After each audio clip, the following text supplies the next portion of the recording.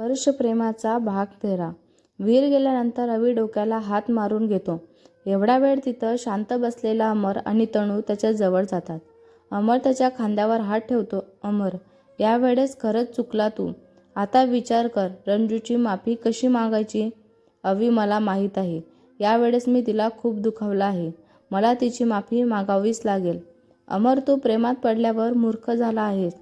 तू जर आज हा गोंधळ घातला नसता तर इथं असं तोंड पाडून उभं राहावंच लागलं नसतं.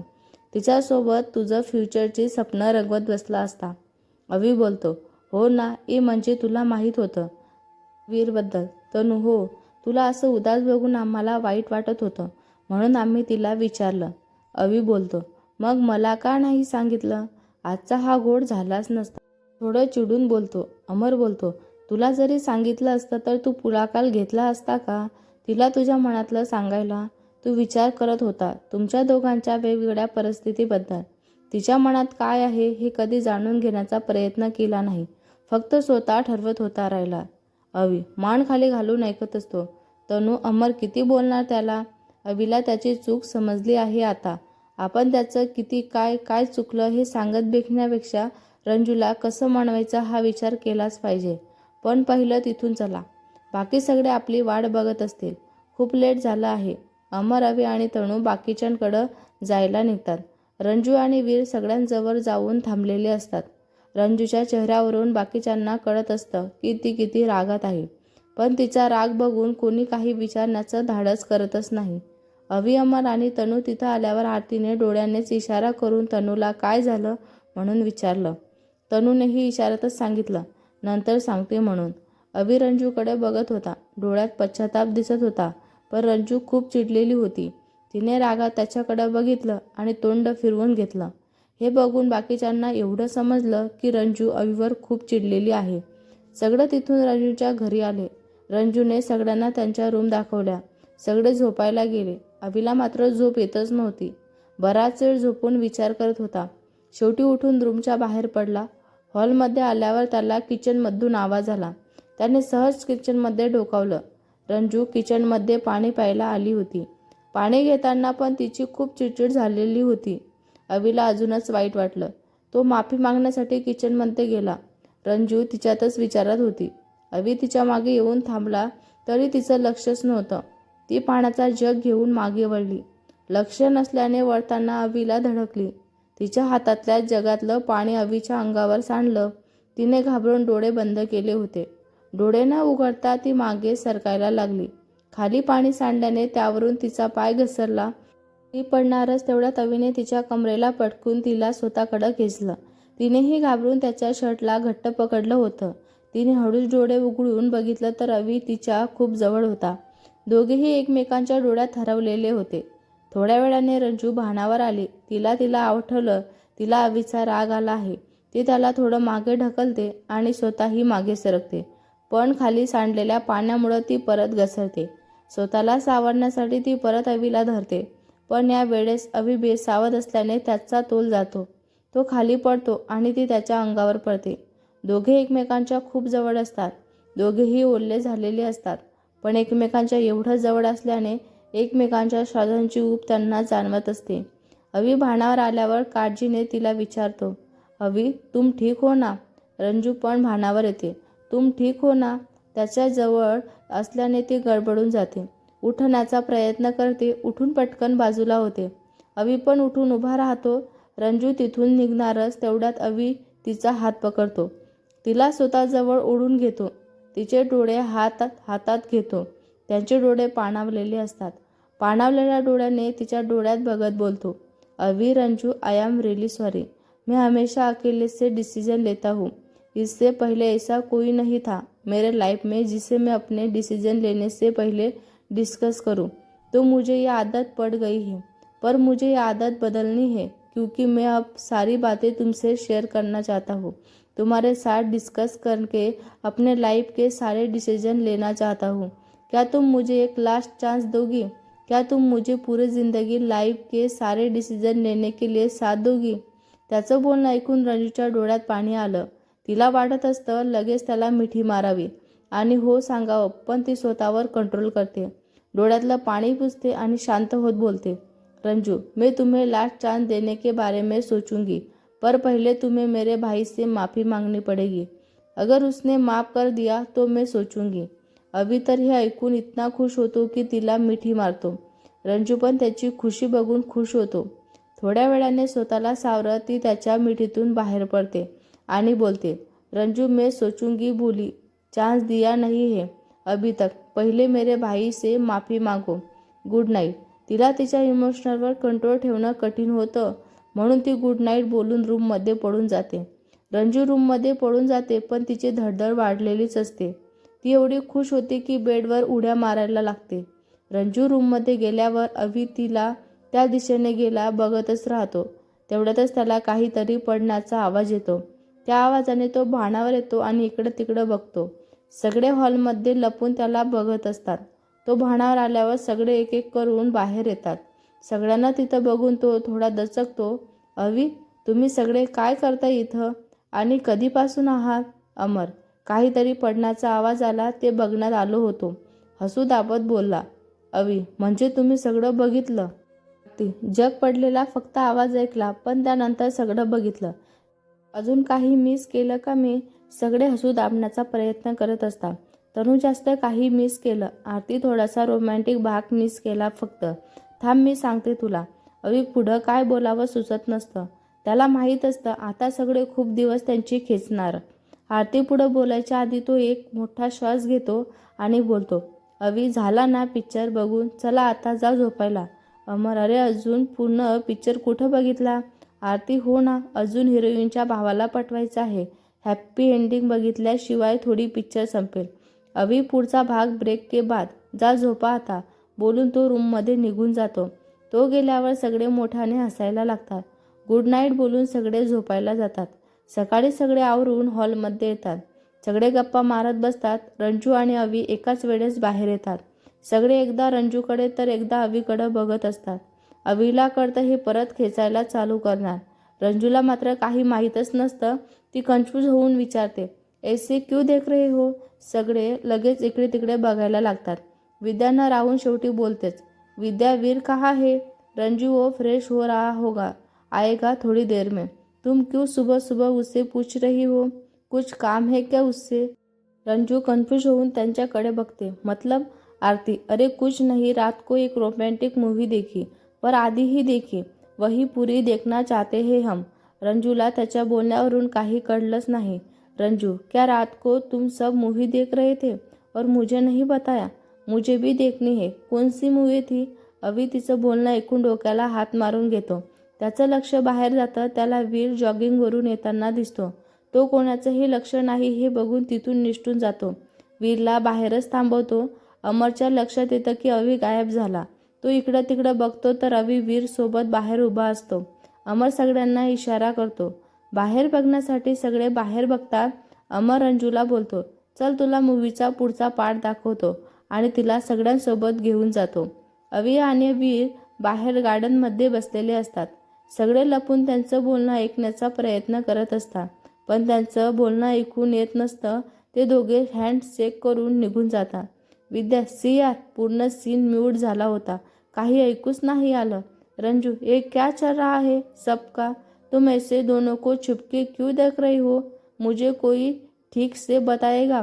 कमरेवर हात ठेवून सगळ्यांकडे बारीक डोळे करून बघते. तेवढ्यातच अभि येतो. अमर, अभि, झालं का माफी मागून? अमरचं बोलणं ऐकून रंजूला वाटतं अभिने सगळ्यांना सांगितलं. ती अभिच्या हातावर जोरात मारते. रंजू, तुमने सबको बताया? अभि हात चोळत बोलतो, मी नाही, त्यांनी रात्री सगळं पाहिलं. रंजू शॉक लागल्यासारखं अभिंकडे बघत असते. आरती, सगळं नाही, जग पडण्याचा फक्त आवाज ऐकला, त्यानंतर सगळं बघितलं. रंजूला आता सगळं लक्षात आलं की ते कोणत्या मूव्हीबद्दल बोलत होते. तिला पुढं काय बोलावं सुचत नाही. ती तशीच शब्द अभिंकडे बघत राहते. उभी राहत होती. रंजू, मतलब? हम रात को तिला काही बोलायला शब्द सापडत नव्हते. अभिला मात्र तिला काय विचारायचं आहे ते कळत नाही. त्याने फक्त होकारार्थी मान हलवली. तिचा चेहरा लाजून लाल झाला होता. सगळे त्याची गंमत बघत होते. सगळ्यांना हसू येत होतं, पण ते हसू दाबत होते. विद्या, रंजू, तुला लाजता पण येतं. चेहरा बघ टोमॅटोसारखा रेड झालाय. त्यावर सगळे हसायला लागतात. रंजू रागात तिच्याकडे बघते. रंजू रुको तो बताती हूँ बोलून तिला मारायला पडते. विद्या पूर्ण हॉलमध्ये पडत असते. रंजू तिच्या मागे. सगळे त्यांची गंमत बघून हसत असतात. रंजू आणि विद्याची पकडापकडी बघून सगळे हसत होते. त्या दोघी गार्डनमध्ये मस्ती करत होत्या. त्या दोघी मस्ती करताना बघून आपले मस्तीखोर आरती आणि अमर कसे मागे राहतील. आरतीने अमरला इशारा केला आणि बाकीच्यांना बोलली, आरती अरे आपण इथून का गंमत बघतोय, तिथं जाऊन बघू. ती सगळ्यांना गार्डनमध्ये घेऊन जाते. अमर तिथं पाण्याचा पाईप हातात घेऊन लपून बसलेला असतो. सगळे येताच अमर नळ चालू करतो आणि सगळ्यांवर पाणी उडवतो. सगळ्यांचं लक्ष रंजू आणि विद्यांवर असतं. अचानक पाणी पडल्याने सगळे दचकतात. आकाश जाऊन अमरच्या हातातून पाईप घेण्याचा प्रयत्न करतो, पण अमरकडून पाईप घेता येत नाही. विशालला आयडिया येते. तो तनूच्या अमरच्या मागे उभा करतो. मागून त्याच्या खांद्यावर हात ठेवतो. अमरला विशाल समजून तनूवर पाणी उडवतो. तनूला बघून पटकन पाईप खाली टाकतो आणि कान पकडून सॉरी बोलतो. विशाल त्या संधीचा फायदा घेऊन पटकन पाईप घेतो आणि अमरला भिजवतो. तनू त्याची मस्ती बघून हसायलाच लागते. विद्या आणि रंजू यांची मस्ती बघून त्यांची पकडापकडी थांबवतात आणि त्याच्यात सामील होतात. आरती आणि आकाश तर त्यांच्यात विश्वासात हरवलेले असतात. विशाल त्यांच्यावर पाणी उडवतो तेव्हा कुठे दोघे भानावर येतात आणि बाकींच्या सोबत मस्ती करू लागतात. बराच वेळ पाण्यात मस्ती करून शेवटी घरात जातात. सगळ्यांचा अवतार बघून रंजूचे आई वडील हसायला लागतात. रंजूची मॉम, कितना भीग गए हो सब, छोटे बच्चों की तरह पानी खेल रहे के आए हो क्या, जल्दी चेंज कर लो, बीमार पड जाओगे. सगळे रूममध्ये जाऊन चेंज करून येतात. सकाळी ब्रेकफास्ट न केल्याने आणि पाण्यात उड्या मारल्याने सगळ्यांना भूक लागलेली असते. सगळे जेवण करून गप्पा मारत बसतात. विशाल, अवी तू सांगितलं नाही की वीर सोबत काय बोलणं झालं आणि तो कुठं गेला. अवी थोडं गडबडतो पण सावरून बोलतो, अरे काही नाही, त्याने मला माफ केलं आणि त्याला काही काम होतं म्हणून तो गेला. पण काम आवरलं की येईल तो आपल्याला जॉईन व्हायला. बरं आपण गप्पा रोज मारतो, आता काहीतरी खेळूया. परत सगळे एक्झामची तयारी करण्यात बिझी होतील. रंजू हा एक्झाम से पहिले थोडा एन्जॉय कर लेते हैं. विद्या, तनू, आकाश आणि दादाला काही टेन्शन नाही एक्झामचं, ते नेहमी टॉप करतात. मी आणि अवी थोडा प्रयत्न केला तरी चालेल, वाढू शकतो. पण आरती दीदी, रंजू आणि अमर यांना खूप कष्ट घ्यावे लागणार आहे.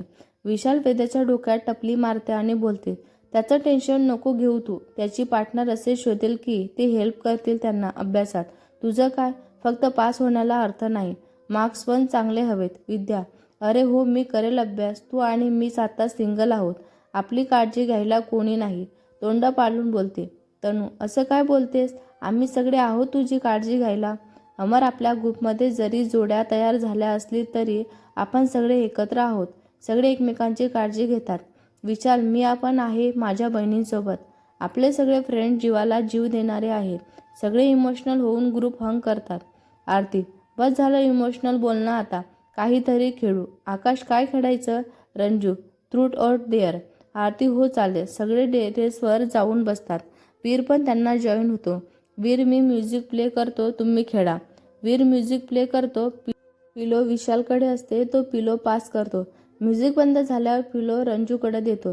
रंजू, क्या वीर पहिले मुझेही आउट करना था क्या. विद्या, ट्रूथ ऑर डेअर ते सांग. रंजूला माहीत असतं काहीतरी चूप्स केलं तरी सगळे अवीवरून काहीतरी बोलणार. ती विचार करत असते. तेवढ्यातच आरती बोलते, इतका काय विचार करते, आपली रंजू डेअरिंग बाज आहे, मग ती डेअरच घेणार. हो ना रंजू. आता रंजूकडे दुसरा ऑप्शनच नसतो. ती बोलते, विद्या मी तुला डेअर देते, तो अवीला तुझ्या प्रपोज करून दाखव. रंजू, मुझे पता ही था तुम ऐसा ही कुछ बताओगे. अमर, आपण पनिशमेंट नाही ठरवली ना. जर टास्क पूर्ण नाही झाला तर पनिशमेंट म्हणून 100 रुपये काढून टास्क देण्याला यायचे. सगळे होकांमध्ये मान हलवतात. रंजू मात्र आता कसं प्रपोज करावं विचार करत असते. अवी गुपचूप तिला मेसेज पाठवतो. त्याचा मेसेज बघून ती थोडी खुश होते. बसल्या जागेवरून अवीकडे बघते आणि बोलते. रंजूचं बोलणं होताच सगळे अवीकडे उत्सुकतेने बघायला लागतात. अवी तिच्या तोंडून तो मेसेज ऐकून भान हरवून तिला बघतच असतो. अमर त्याला हलवून भानावर आणतो आणि बोलतो, अमर साहेब भानावर या. भलेही तिने मेसेजमध्ये वाचून प्रपोज केलं पण तुला उत्तर तर द्यावंच लागेल ना. आणि तुझं तर तिला तो मेसेज पाठवला, मग एवढं भान हरपून काय बघतोय. अवी एवढा खुश असतो की तो काहीही विचार न करता बोलतो. जेव्हा आपल्या प्रेयसीच्या तोंडून एखादी गोष्ट ऐकायची असते ते ऐकल्यावर जो आनंद होतो ना, शब्दात नाही सांगू शकत. अवीचं बोलणं ऐकून रंजूला लाजून लाल झालेली असते. आकाश, ओ प्रियकर, तुमची प्रेयसी उत्तरांची वाट पाहत आहे. आरती, अरे त्याने तिला प्रेयसी बोलून उत्तर दिलं ना. तिला ते कळलं म्हणून ती पण लाजून लाल झाली आहे. अवी विषय बदलण्यासाठी बोलतो, गेम खेळूया का? वीर परत म्युझिक चालू करतो. गेम परत चालू होतो. वीर म्युझिक थांबवतो. यावेळेस पिलो आकाशकडे असतो. विशाल आता सापडला माझ्या तावडीत. तुम्हाला माहीत आहे, ज्याच्याकडून एखादी गोष्ट करून घ्यायची म्हणजे किती अवघड आहे. पण माझ्या बहिणीच्या तालावर तुला नेहमीच नाचावं लागेल. आकाशला समजलं की विशाल काय सांगणार आहे. तो पटकन बोलतो, ए भाई, तुझ्या बहिणीसाठी एकदा नाचलो ना, सारखं काय नाचायला लावायचं? विशाल, आरती बघ किती प्रेम आहे याचं तुझ्यासोबत. डान्स करायचा नाही म्हणतोय. विशाल बोलणं ऐकताच आरती चिडली. आकाश घाबरतोच तिच्याकडे बघतो. त्याने बघताच आरतीची एक्सप्रेशन चालू होते. आरती, तुला म्हणायचं काय आहे? माझ्यासाठी एकदा नाचला म्हणजे मी नाही सांगितलं तुला नाचायला. मी काय रोज नाचायला सांगते का तुला? एवढाच वैताग आला का माझा तर प्रपोज का केला मला? मी म्हणाले नव्हते तुला माझ्यासाठी डान्स कर, मला प्रपोज कर. तिला चिडलेलं बघून आकाश अजून घाबरतो. बाकीचे मात्र त्यांची मजा बघत असतात. तो तिला समजवण्याचा प्रयत्न करत असतो, पण ऐकेल ती आरती कसली. एकदा का तिची एक्सप्रेशन चालू झाली की थांबतच नाही. तनूला बिचारा आकाशवर दया येते. ती त्याला गुच्चू कॅडबरी देते. तेव्हा त्याला आरतीला शांत करण्याची आयडिया येते. आकाश, अगं हो, माझं चुकलं. तू मला कधी काही सांगत नाही. मला तुझ्यासाठी सगळं करायला आवडतं, जसं की तुला कॅडबरी भरवायला. दर तुझी फेवरेट कॅडबरी आ कर. कॅडबरी तिच्या तोंडासमोर धरून प्रेमाने लाडीगुडी लावून तो बोलतो. आरती पहिला घास रागात तोडते, पण नंतर ती शांत होते. दुसरा घास खाताना बोलते, आरती तू डान्स करायला नाही का बोलला? आकाश तिला कॅडबरी भरवत, मी कधी नाही म्हणालो. मी तर सांगत होतो की तुला खुश करण्यासाठी मी पहिल्यांदा एवढा नाचलो होतो. मला सवय नाही ना डान्सची, पण तुझ्यासोबत राहून होईल सवय. आरती आता पूर्ण शांत झाली होती. विशाल परत विषय काढतो. विशाल, चला गेम कंटिन्यू करू. आकाश आणि आरती डान्स करतील हे फिक्स. आकाश, पण मला थ्रू द्यायचं असेल तर? विशाल, आरती बघ, हा परत डान्स करायला नाही म्हणतोय. आकाश, ए बाबा, मी नाही कधी म्हणालो. आपण थ्रूट ओर डेअर खेळतोय. मग मी काय चूज करावं हे न विचारता तुम्ही डेअर दिलं. अवी, तुझ्यासाठी आरतीने डेअर चूज केला आहे. आता काही प्रॉब्लेम आहे का? आता आकाशला काही बोलता येईना. शेवटी डान्स करायला तो उभा राहतो आणि आरती समोर एक हात पुढं करतो. आरती त्याच्या हातात हात देते. वीर गाणं लावतो तेव्हा दोघे कपल डान्स करतात. रहना तू पल पल दिल के पास, जुडी रहे तुमसे हर एक सास. दोघे एकमेकांच्या डोळ्यात हरवलेले असतात. बाकीचे त्यांचा डान्स बघत आहे, त्याची देखील त्यांना भान नसतं. गाणं संपलं तरी ते डान्स करत राहतात. बाकीचे त्यांची गंमत बघत असतात. बऱ्याच वेळाने सगळे टाळ्या वाजवतात तेव्हा दोघे भानावर येतात. अमर, अजून एका गाण्यावर डान्स करायचा की गेम पुढे खेळायचा? अमरच्या दोघे पटकन बाजूला होतात. आरती तिच्या जागेवर येऊन बसते. आकाश पण जागेवर बसत बोलतो, करा गेम चालू. अवी, थँक्यू. परमिशन दिल्याबद्दल. सगळे हसतात आणि गेम पुढं चालू करतात. गेम पुढं चालू होतो. वीर म्युझिक प्ले करतो. आता गेम विशाल, विद्या, तनू आणि अमर यामध्ये चालू असतो. म्युझिक थांबताच पिलो तनूच्या हातात येतो. तनू काही बोलायच्या आत अमर उभा राहतो आणि बोलतो, अमर बोला, काय करायचं आहे? सगळे हसायला लागतात. आकाश, आऊट तनू झाली आहे तू. आधीच कसा उभा राहिला विचारायला? तिला बोलू तर दे. थ्रूट की डेअर? अमर, मला माहीत आहे तुम्ही तिला डेअरच देणार आहे, कारण आपण खेळायला चालू केलं थ्रूट की डेअर, पण खेळायचा वेगळाच गेम चालू झाला. सगळे डेअर देत आहे, ते पण त्याच्या पार्टनरसोबत. मग ती आऊट झाली किंवा तुम्ही आम्हाला डेअर देणार? मग मी आधीच विचारलं काय करायचं आहे ते सांगा. डोळे मिचकावत तनूकडे बघतो. सगळ्यांना त्यावर हसू येतं. अमर, तुम्ही देताना डेअर, मी स्वतःला काही करून दाखवू? अवी, तू असं बोलतोय जसं त्यांचं क्षणाची वाट बघत होता की दोघांपैकी एक आऊट होईल आणि तू काहीही करून दाखवशील. अमर, मग माझी तनूसोबत असताना काहीही करायला मला आवडेल. बरं, सांगताय की मी चालू करू? विशाल, बरं बाबा, तुला काय करायचं आहे ते कर. आम्हाला एन्जॉय करण्याशी मतलब. तू स्वतः काही कर की आम्ही काही देऊ, यात काय फरक पडतो? अमर लगेच गिटार घेऊन येतो आणि तनू जवळ बसतो. तनूला त्याच्या वागण्यातून कळतं तिला गाणं गायचं सांगणार आहे. तो गिटार वाजायला चालू करतो. तनू गाणं ओळखते आणि गायला लागते. कसम की कसम है, कसम से हमको प्यार है, सिर्फ तुमसे. गाणं गाताना तनू आणि अमर एकमेकांच्या डोळ्यात हरवलेले होते. अमर गिटार वाजवताच तनूला साथ देत होती. गाणं संपताच सगळे टाळ्या वाजवतात. टाळ्यांच्या आवाजाने दोघे भानावर येतात. अमर, थोडा वेळ शांत बसता येत नाही का तुला? किती रोमॅन्टिक मुमेंट होता. टाळ्या वाजवून वास्तव्यात आणलं. तुमची आंखों ही आंखों में बातें चालू द्या. आम्हाला गेम कंटिन्यू करायचा आहे. गेम चालू करो. अमर आरती आणि रंजूकडे डोळे बारीक करून रागाने बघतो आणि तनूचा हात पकडून बोलतो, चल तनू, आपण गार्डनमध्ये जाऊ. तनू उठणार तेवढ्यात आरती तिचा हात पकडून तिला खाली बसवते आणि अमरला बोलते, आरती, ओ रोमिओ, तुम्हाला जायचं तर जा. माझी बहीण माझ्यासोबत गेमचा एंड बघेल. अमर, तू बघ गेम, मी माझ्या तनूला घेऊन जाणार. चिडून बोलतो आणि तनूचा हात धरतो. अवी, हे दोघे सारखे तनूवरून भांडतात. जाऊ दे, आपण गेम कंटिन्यू करू. अमर तनूकडे बघतो. ती डोळ्यानेच इशारा करून प्लीज थांब असं सांगते. तनू स्वतःसोबत येणार नाही म्हणून ती चिडून निघून जातो. आरती तनूला तिच्या जवळ बसवते. तो चिडल्याने तनू उदास होते. तनू, काय ग दीदी, सारखं त्याच्याशी भांडते? गेला ना आता चिडून? आरती, मग तो का सारखं माझी तनू बोलतो? तू माझी बहीण आहे, पण मी जास्त हक्क दाखवतो आणि तू त्याची बाजू घेऊ नको. गेम बघ चालू झाला. गेम परत चालू होतो. सगळे म्युझिक एन्जॉय करत असतात, पण तनूचं लक्ष अमरकडेच असतं. तिला खूप वाईट वाटत असतं. म्युझिक चालू असताना सगळे विद्या आणि विशालला बोलत असतात, तू जिंकायचं म्हणून. विद्या चिडून विशालला बोलते, दादा, मला जिंकायचं आहे. विशाल, मला पण जिंकायचं आहे, तिला चिडवत बोलतो. विद्या, नाही, मी छोटी आहे ना, मग मला जिंकू दे. विशाल, गेममध्ये सगळे सारखे असतात. तिला चिडवण्यासाठी विशाल पिलो स्वतः जवळ ठेवतो. विद्या त्याच्या हातातून पिलो ओढण्याचा प्रयत्न करते, पण तिला जमतच नाही. ती रुसून हाताची घडी घालून गाल फुगवते. विशाल तिला रुसवलेल्या म्हणून पिलो देतो. तेवढ्यातच म्युझिक थांबतं. पिलो विशालकडे असल्याने तो हरतो. विद्या जिंकल्याने उड्या मारायला लागते. तिला खुश होऊन बघून सगळे खुश होतात. आरती, बोल विद्या, काय सांगणार? विशालला करायला. विद्या, काय सांगावं बरं? हॉटेलमध्ये सगळ्यांना टीटी दे. अवीला त्याला सोपं बरं. विद्या, कारण दादा मुद्दाम हरला, बरोबर ना दादा? विशाल फक्त स्माईल करतो आणि बोलतो, माझ्या बहिणी खुश, मग मी पण खुश. चला मग, आज मी सगळ्यांना हॉटेलमध्ये डिनरला घेऊन जाईन. तनू कोणाचं लक्ष नाही बघून तिथून निसटून बाहेर गार्डनमध्ये अमर बसलेला असतो.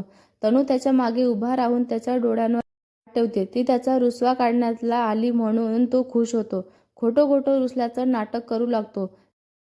तो तिचा हात डोळ्यांवरून काढतो आणि गाल फुगवून तोंड दुसऱ्या साईडला करून घेतो. तनूला वाटतो तो खरंच खूप रुसलेला आहे. भेटूया पुढच्या भागात. हा भाग तुम्हाला कसा वाटला कमेंट करून नक्की सांगा. व्हिडिओ आवडला असल्यास लाईक करा, शेअर करा, आमच्या चॅनलला सबस्क्राईब करा. धन्यवाद.